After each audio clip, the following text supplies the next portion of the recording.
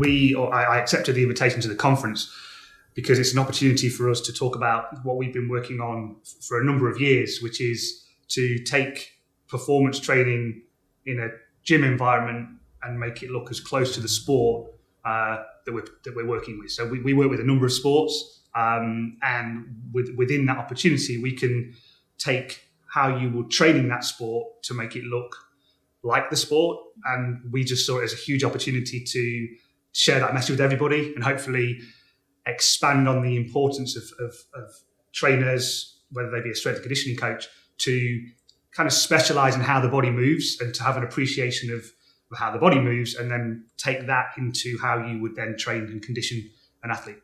I think what makes personal training very different to training in a performance environment is that sport is task driven and you are dealing with movements in a sport, whereas traditionally with a personal trainer, which is also very important, you might be working with clients with more aesthetically driven goals like maybe weight loss, or more generic, general type of training. And I think it's important to recognize that as a strength and conditioning coach, as a performance coach, the big difference is that you have to optimize the carryover into the sport that you're training for. So there is a big difference, but I also think it's important that personal trainers can make that transition by maybe appreciating more about the particular sports they're working with. The role of the performance coach in a multidisciplinary team is growing in importance.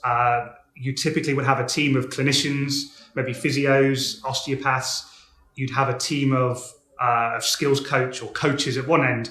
And then within the middle, you've got the performance coach. Whereas I think as this more integrative approach is becoming more popular, there's still a long way to go. The role of the performance coach is to sit somewhere in the middle. They have to be able to take a client from injury into performance, but they also have to work with the skills coach who's maybe working on the sport-specific skill and technique to ensure that they see the value in what the performance coach will bring to that multidisciplinary team.